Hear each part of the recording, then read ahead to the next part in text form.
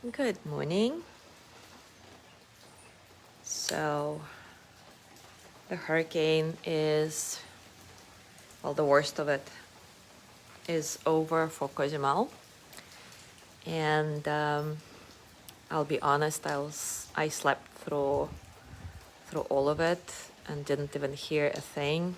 I used this awesome earplugs that totally protected me. And as some of you know, I stayed overnight with Nelda, my friend. She lives in town, and therefore our picture today is different. It's still raining very lightly, but the wind is almost non-existent.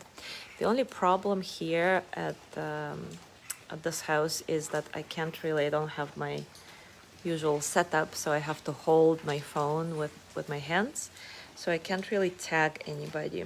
So if anybody is watching who can tag the usual suspects, please do. I'll try to do it myself, but it may or may not work.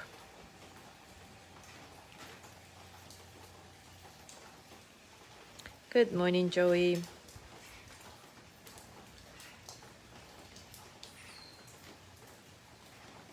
I don't know. I can't tag anybody.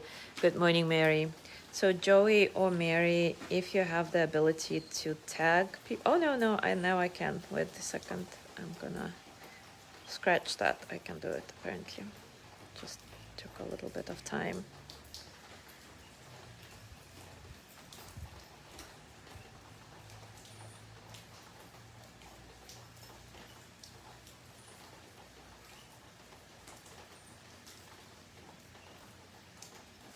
Good morning, Ari.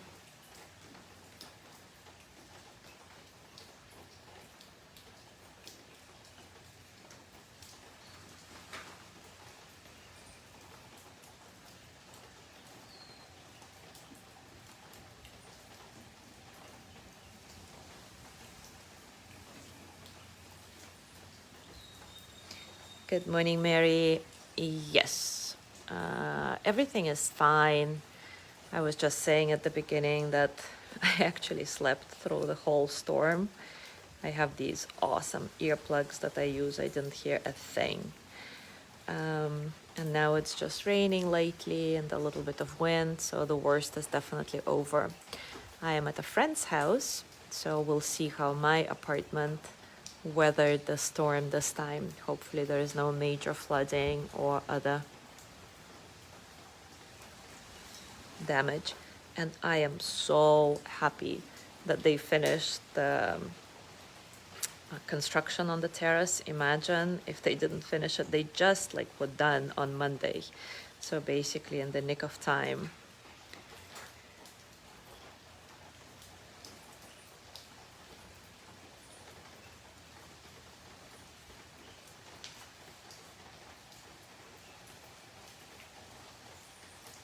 I can't imagine what would happen to that construction if it was not finished.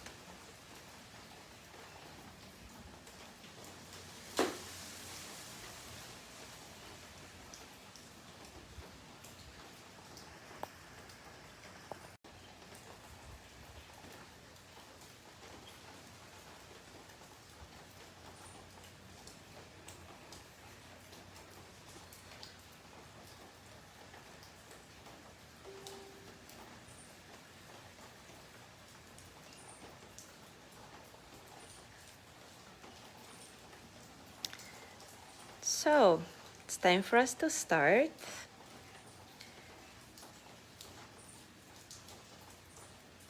And today we're gonna continue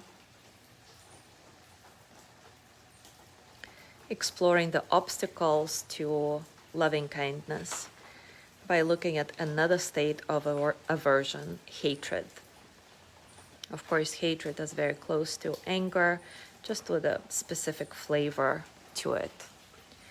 So take a comfortable position and take a few moments to settle in. As usual, acknowledging all the circumstances of your practice. starting with the external and then gradually zooming in on your inner world.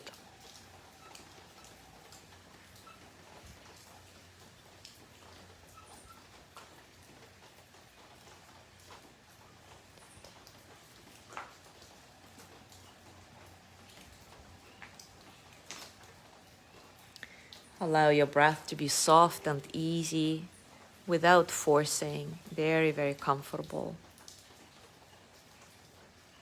And let this easy breath be a reminder for you that you can find effortlessness in your body, in your heart, in your mind. When you hear or say the word effortless, how does it feel for you? Scan your body and see if this effortlessness can be present right now. And it's okay if not, but just give it a shot.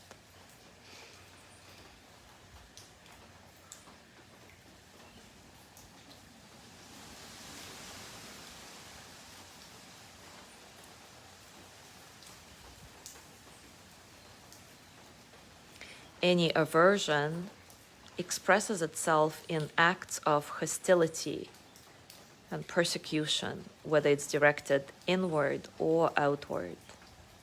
And our mind becomes very, very narrow.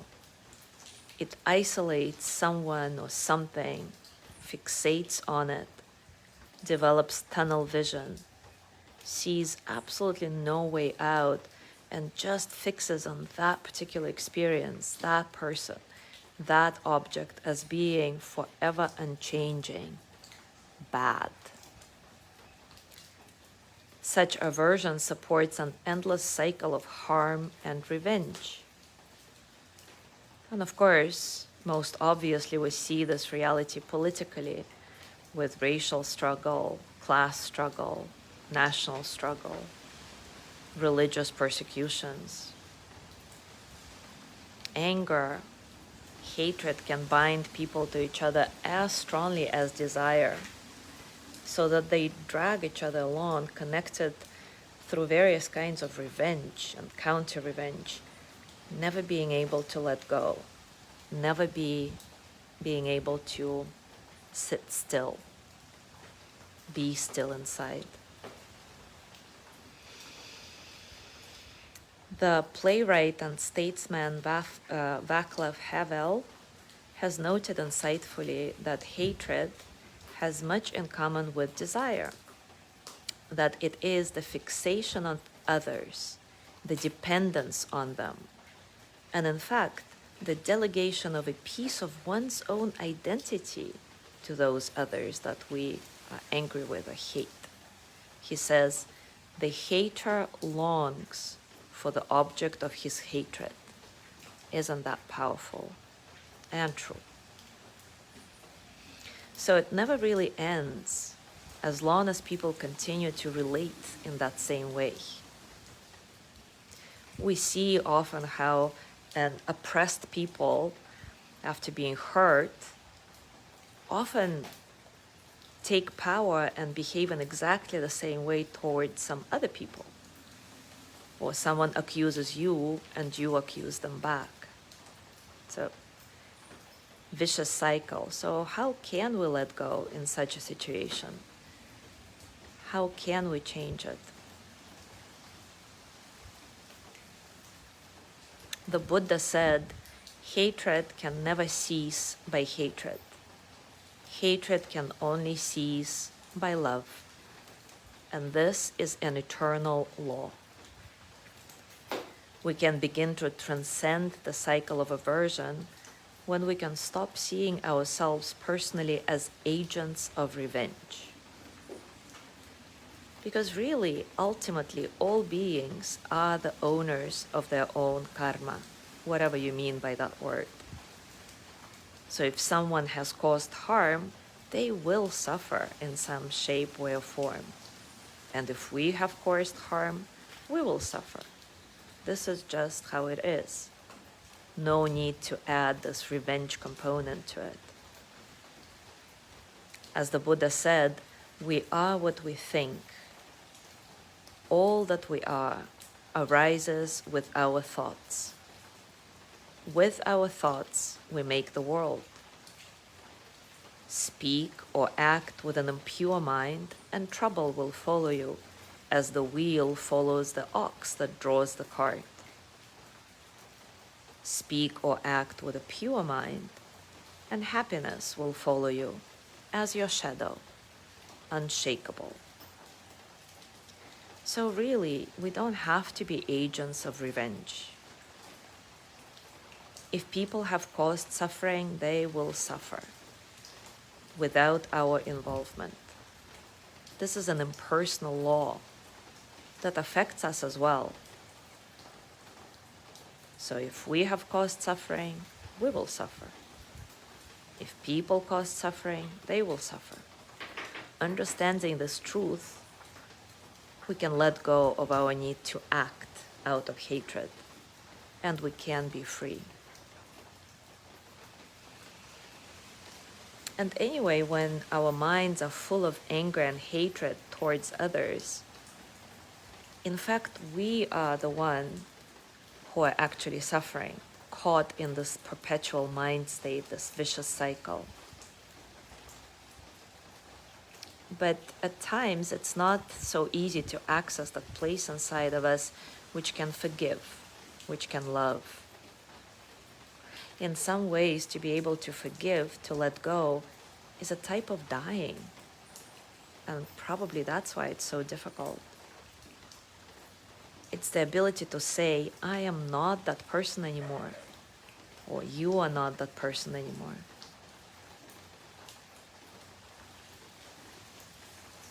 But forgiveness allows us to recapture some part of ourselves that we left behind in bondage to a past event.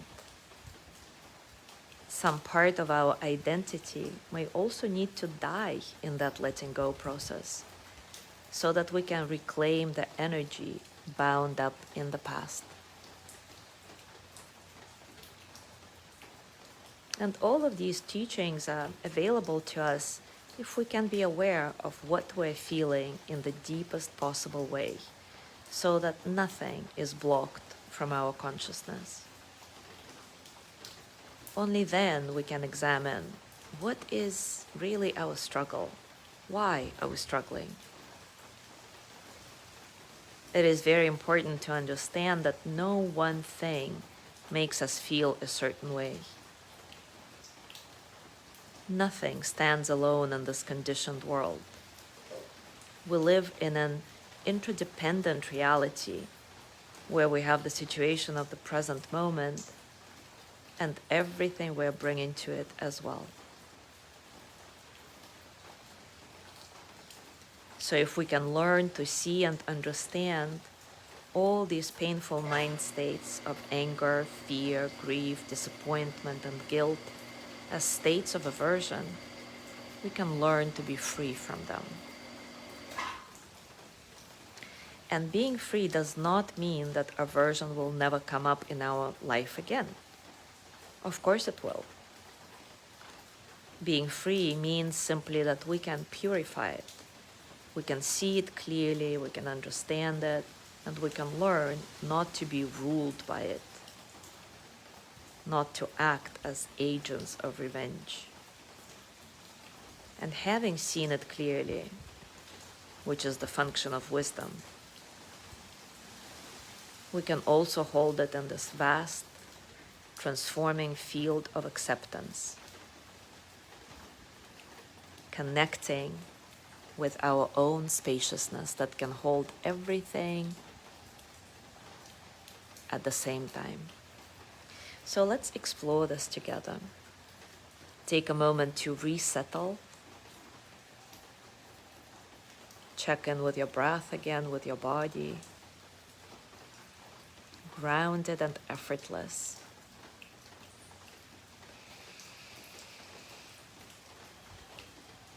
And now bring to mind something that you have a strong aversion to. It may be a person or a whole group of people, a situation, a concept. Something that you often say say about, I just hate this, I hate this. And try not to get lost in the story, but rather see straight through it to the underlying sensations of possible fear, disappointment, grief, sadness behind it. See if you can break down your aversion into subtler components. What do you discover?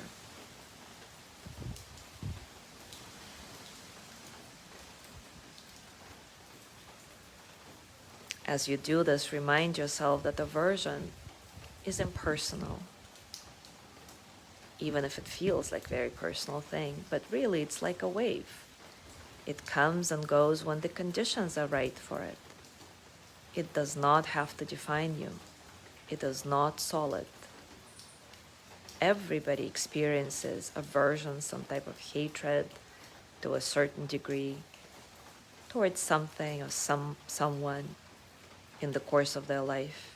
It's absolutely normal and it's okay. What's not okay is repeatedly acting out on it. It's all about a skillful response to these states. This is what we want to cultivate.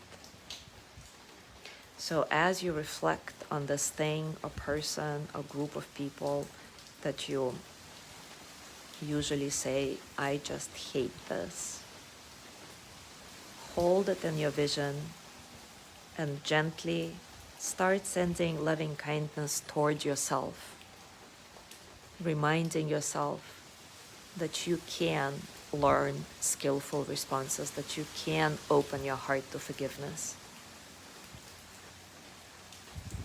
As always, you can use my preferred verse or your own. I'll give you mine. May I be filled with loving kindness. May I be well in body and mind.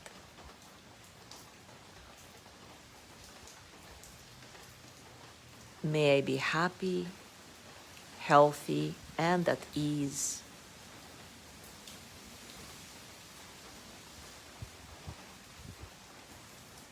May I know deep, natural peace. And as always, I'll give you a few minutes in silence so that you can rest in your experience, directly connecting with it.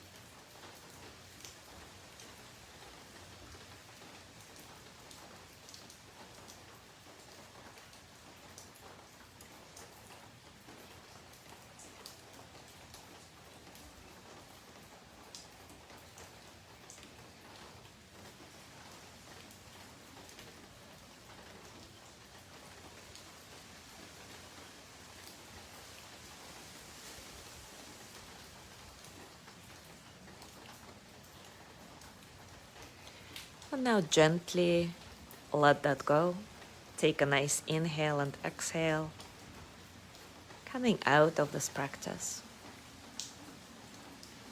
Throughout your day today, I invite you to notice what kinds of situations, people, news provoke this response in you. I hate this. And without any judgment, explore, see beyond this big blob of hating, aversion, into subtler aspects of it. What's behind this? I hate this. And of course, as always, if you want to share, you're so very welcome to do it. Thank you so much for being here today. Have a beautiful day. And I will see you tomorrow.